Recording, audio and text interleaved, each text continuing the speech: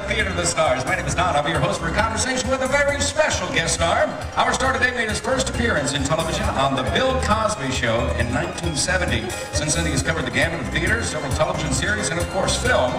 He can be heard as the voice of the Joker on The Adventures of Batman and Robin. He's been working on hit CD-ROM games, Wing Commander. He wrote a comic book called The Black Pearl. He's currently filming right here in Florida, a movie entitled Walking Across Egypt. However, he is best known to the world in the star-making role of Luke Skywalker. The Disney-MGM Studios theme park is thrilled to welcome him here to give you a chance to ask the questions you've always wanted to ask. And as a special bonus, a little holiday tree, on behalf of Walt Disney World and Mark Hamill, gave permission to break out your cameras. Okay, you can take as many pictures as you like. Let's bring him out here. Here he is. Please welcome Mark Hamill.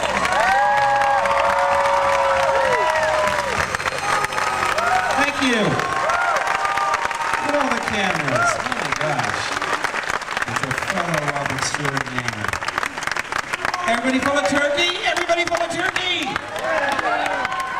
Have a seat, get comfortable. Thank you. All right, just open it up a little bit. Of course, I'll ask a couple of questions, but most importantly, one question from you. We have two people out there with microphones. We have Look at Ryan. the enthusiastic man on the aisle. Can we say no to that? Walk up and down the aisles, guys, because I know we're having a lot of questions out here. And since we do have so many fans here at the Disney-MGM Studios, we're really going to focus in on your questions. Okay, so let's go ahead and kick it off here. Hi, up there. What's on your shirt? Okay.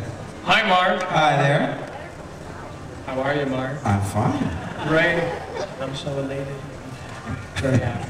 Great. All right, I got this set up for you. Wrote this down. Yes. How did the story of Star Wars affect your life? And how ought the new trilogy perceived in light of the whole story? Wow. I thought it was going to be like yes or no, true or false. That's a hard one. Well, you know, I mean, they're timeless fairy tales. I think that's why they lasted so long and why young people look at them and it doesn't look like it's dated or anything. There's a princess and a wizard and a real message of hope and optimism. It makes people feel good. They're funny movies. I saw the trailer last night for the new ones with Bugs Life, and it looks great. I mean, this thing could go on forever. And everybody knows that the new ones take place 50 years before and tell the story of how the little boy who was my father grew up to be Vader. So that'll be out in May of next year. Now, do you remember your screen test for Star Wars? Sure. And I didn't read the whole script. I just read a scene, and I did it with Harrison, and it was a scene in a cockpit of a spaceship. And I couldn't really tell, because I mean, it seemed kind of hokey and funny, but it wasn't until I read the entire script that I realized what it was. Do you see what I'm saying? I only read like 11 pages, and I had read for George, and then they wanted to film it on a videotape camera. And there was nothing to go on. It was just 11 pages with all this ridiculous dialogue that you had to memorize.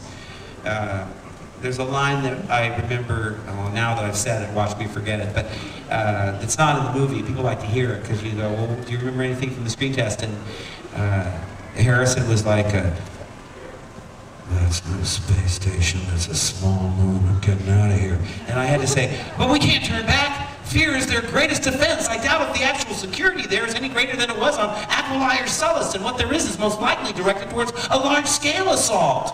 And I went, what? That was the actual line. I didn't change one word. And you thought, you know, nobody talks like this. But, you know, I didn't know whether to sort of, you know, I thought, is this like a comedy, like a parody of Flash Gordon, or is it serious, like 2001? There's a lot of, you know, everybody knows, there's so many different kinds of science fiction. But, yeah, what's your question there? Ooh, that's your job. Well, they're right up here with microphones, so. Yeah. In the movie, do you really get to use the weapons? Absolutely, sure they do. Yeah, and see, he's wise. He knows you shouldn't put loaded weapons into an actor's hand. But we have experts that handle that weaponry, and they load it up for you, and they stand next to you. We don't get to play in between the filming, and you know, we can't do any of that stuff.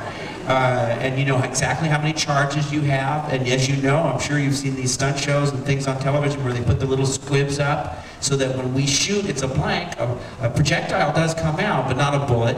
And we have to know where we're supposed to hit, because then the special effects guy sets off a squib, a little explosion, to, you know, to where that we supposedly hit. And then months later, they get it into the lab and they draw the laser beams up to the squib where we were pointing. Very, very complicated. You know, more people than on this whole audience worked on those movies, and that's why the end credits are so long. You know, when it's over and you want to hurry up and go to the bathroom, and it goes on for like 9 minutes, that's because so many people work on that. So there's a lot of jobs out there, not just for the people in front of the cameras. So with the lightsaber, was that all choreographed? You just... Absolutely. You know, the man who did the sword fighting was not actually the actor playing Darth Vader. He was, what's his name again? Bob Anderson, who's an Olympic champion. And he was in his late 50s when I worked with him. He's in his late 70s now, and he's still working. He did Mel Brooks' Men in Tights. He's one of the best. And see, an expert swordsman will make you look good. So you choreograph it just like it's a dance, and oh, you do it over and over. I mean, even before you get on set, because by the time you get on the set, you got to be ready to shoot the finished film. So they would have me on days I wasn't shooting, rehearsing from the morning, take a break from lunch, rehearse in the afternoon, and just, you know, it's amazing. It reminded me of doing, I did a Broadway musical, and just learning a whole new vocabulary of whatever you've never done before, singing, dancing, in this case fighting with laser swords. And I have the bruises to prove it. Any question? Oh, okay. Mr. Hamill, it's an honor to meet you. Hi. Where are you? Okay, hi. How you doing? Of course, we all grew up playing with your action figures, so it's really neat to see And you they look live. exactly like me, don't they? It's great. If you forget your passport, you just wave one of those to them right into. This isn't actually a Star Wars question. Other than the Joker character, which I love the way that you make him sound. Do you do any other voice characterizations? Sure. What happened was I got a job doing the voice of the Joker on the animated Batman, and what was funny about it is you think, well, with animation, they don't care what you look like. You know, they don't care if you're big or small or in between, if they're just listening. Most of the people will not look at you when you audition so they can imagine if your voice will fit that cartoon character. And I wound up doing just so many villains. I've done over 200 cartoons now, but 95, well, I don't know a percentage, but very few are good guys. You get typed. So they said, well, he did Joker on Batman, let's have him be Hobgoblin on Spider-Man. And then let's have him be Gargoyle on The Incredible Hulk. And let's have him be Dr. Jack on The Phantom. And, you know, it's me and Tim Curry. Villains are us, you know? So, but you know, it's embarrassing because most people don't, you know, I have 4 sisters and 2 brothers, and none of them, I guess Bill maybe, most of them thought, you know, they said, well, what happened? Did you get fired? And I said, what are you talking about? They said, well, that's not you, is it? On Batman? I said, sure. My mom was worried because, you know, she said, you know, I don't mind Batman, but it does cut into my Oprah. Aren't moms all the same everywhere, you know? So I said, no, and I said, no, it is me. But I was doing it over the phone to prove it, and if you go to Toys R Us, little kids are, you know, saying, do the voice, do it, do it, do it. So you're in the aisle of Toys R Us saying, Joker here, the clown prince of crime.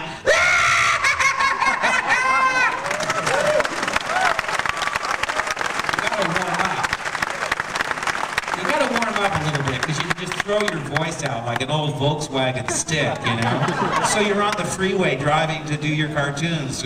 I am, you know, you're doing your, you know, vocal exercises. Los Angeles, of course, no one notices you. I heard a story that Kiss, the group, you know, the rock group Kiss, that gets all dressed up, their car broke down on the way from their Halloween concert. They had to walk the last mile to their hotel on Hollywood Boulevard. No one batted an eye. We also did a good guy for the Little Mermaid series for Disney. For Disney, I've done 2 Little Mermaids, a couple of those Bonkers. Those are all for television, and I did this thing that's coming out called Castle in the Sky, which is a Disney release of a Japanese animated fairy tale with Anna Paquin, the little girl that was in the piano. It's got a wonderful cast, but I've got a Simpsons coming on in a couple of weeks. Is this on? Can you hear me? You okay up there? Hello? You can hear me? All right. No, on Simpsons I play myself, On Simpsons, I play myself, and I also play the head of Homer's bodyguard school. The plot is that Homer becomes the bodyguard for Mayor Quimby. And so he goes to bodyguard school, and I also play a theater owner. But it's really fun. I mean, you're in recording this, you have to hold your hand over your mouth because it's so funny. And if you have a scene where Dan Castellaneta is doing Homer and Mayor Quimby, he goes back and forth like ping pong, doing both parts. You said I could be your bodyguard. I told you nothing of the kind. Yes, you did. You gotta go to school. Wow, this guy's good. He does all of them. All of them. You know, there's a little girl down here in a white hat who's never put her arm down. I'm worried she's gonna get, you know, cramps. Can we call on her? Oh, see? 2, all right. How young were you when you first played when you were doing Star Wars, and how many movies have you been in? Okay, I was in my early 20s when I did Star Wars, and I'm now about 13 in Wookiee years. Did anybody see Just Shoot Me Tuesday night? Well, they only ran it once. They'll run it again. It was a funny one because I thought, you know, they called me and I said, I don't want to really play myself. I did that on Third Rock from the Sun, and it's better if you play a part because you don't have to take responsibility for your actions. But when they explain the plot, which is that David Spade is like this big Star Wars fan, he bothers me in a restaurant, and then I turn the tables on him and decide to start showing up at his work and hanging out with him and, you know, asking him questions about everything. So it's kind of like that old Saturday Night Live sketch. Remember on Saturday Night Live when they had William Shatner, you know, in episode 5. You know, I haven't had these things in so long, I've forgotten a lot of these things. And the kids will ask me questions where they're really disappointed because they figure, what's your problem, dude? You were there. What kind of a moron are you? I mean, don't you dump fuel when you make the Kessel run to Alderaan? I don't know, I forgot. All right, here we go, right over here. Say, Mark, I know you wrote The Black Pearl and Right. at the beginning. Have you decided to write another? Okay, what happened was I wrote a script called The Black Pearl, and it's about a guy who's read too many comic books in his life. He doesn't have any superpowers, it's not a fantasy, but he thinks he can do in real life what he's read about for years in all of his books. And it's a disaster. It's sort of a black comedy along the lines of a Fargo, more than it is a true kind of...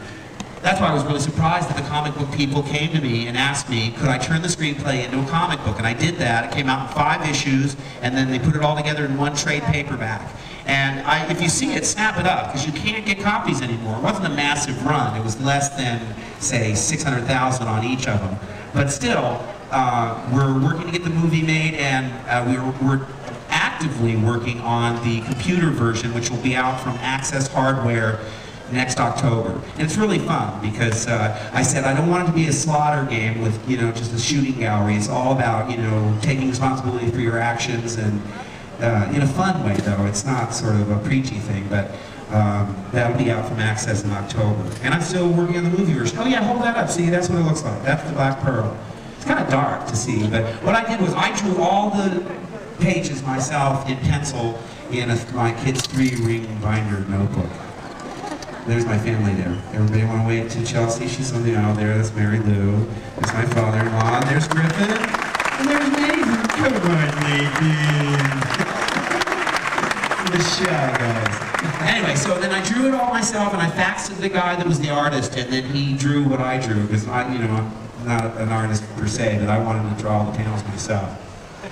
And hopefully it'll be a movie real soon, which I would direct, but not be in. I have a producer, but it takes forever.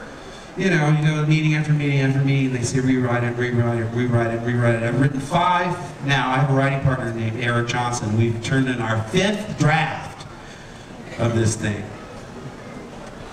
It's gotten to the point where I think it's never going to be a movie. This is what I do for a living. I just rewrite the movie version of Black Pearl. Oh. All right, let's get a question way up. Yeah, I'll try and keep that answer short. Hi, Mark. Hi, where are you? Wave. There you are. Hello.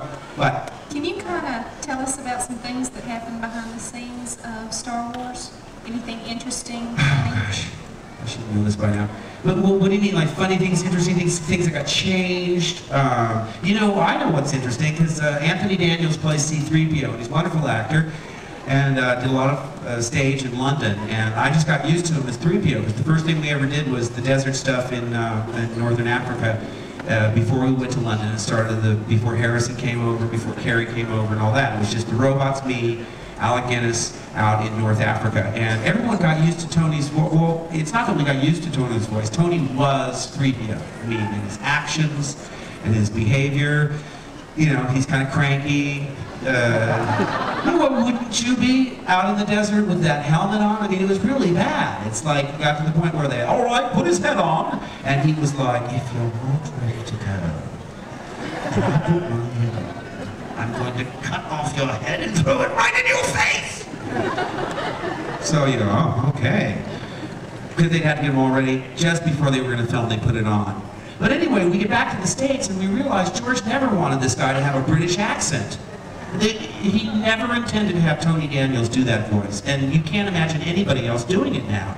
And we're saying, well, George, what do you think he should sound like? He said, we think he should sound like a sleazy car dealer. And they auditioned hundreds of people. Really good actors, too. Stan Freberg, all these guys came out. Like a used car guy. It just didn't work. Because, you know, you see him walking around going, I've forgotten how much I pull Space Battle. You know, he's perfect, you know? It's like that guy on Upstairs, Downstairs in outer space. That's what was funny to me about it. You know, if ever a robot didn't belong there. But that's an interesting thing, because now people say, you know, they too have these characters as recognizable in their own way as a lot of these here at the park, you know, Pluto and the rest. All right, we have time for, we'll get these. No math questions. Yeah, just these. That's a hard subject. Okay. Hi, Mark. Hi. I was wondering, what was your favorite role that you did, and which was the most challenging? Well, the most challenging ever was a show I did on Broadway called Harrigan and Hart, which was a musical biography of these two turn-of-the-century performers named Harrigan and Hart. And it was hard for me because I'd never done a musical before. I didn't really know how to dance formally. I mean, have rhythm. They made me go to dance school for about 4 weeks before they even said whether or not that I could do the part. Because if I was a lox, you know, and I was falling over chairs, they'd say, sorry, wait for the movie version. But no, and also was a very tragic character. He was a very funny guy and a comedian who did voices and dialects and disguises, but he was a very tragic person off stage who had a very hard time and died at a very young age. So it was a tearjerker at the end. I got to die. It was all these things. I also got to age from 17 to you know, 34. I'm a little fuzzy now, but that was certainly the biggest challenge for me. But you know, everything is a challenge in its own way. Oh, by the way, that's why I didn't shave. If anybody thinking, you know, gee, what a slop. I have to match now. See, I have stubble in the movie I'm doing. I'm doing this movie with Ellen Burstyn, Jonathan Taylor Thomas, Gwen Verdon, Harv Presnell, gosh, Kevin Pollak, Dana Ivey, somebody else too, Barbara Rush. Great cast. But see, since I play Jonathan's uncle and I'm a dog catcher, I have stubble, so they figured out I finished filming Wednesday, and they said they could shave. I said, shave me as close as you can so I'll match when I shoot again Sunday. So I went in, they kind of figured it out, and that's it. I forgot to mention that during the parade.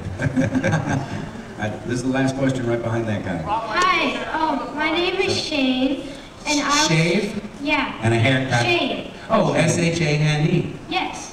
Y-E-S. Oh, I thought you were trying to. Go ahead. I was wondering if you've been on Star Tours and what you think about it. I loved it. It was great. Because, you know, when we were doing the movie, we got a big giant plane to get into, and it rocked back and forth and dipped and did some things, but nothing like Star Tours. That's much more like really being in outer space. It's great. I thought it was great. And we're updating the movie next year for the folks wanting to know. Updating the ride. Updating the ride, yes. Yeah. Okay. Thank you so much for being here this morning. Hey, what a knockout. I couldn't believe everybody came. It's great. Thanks so much.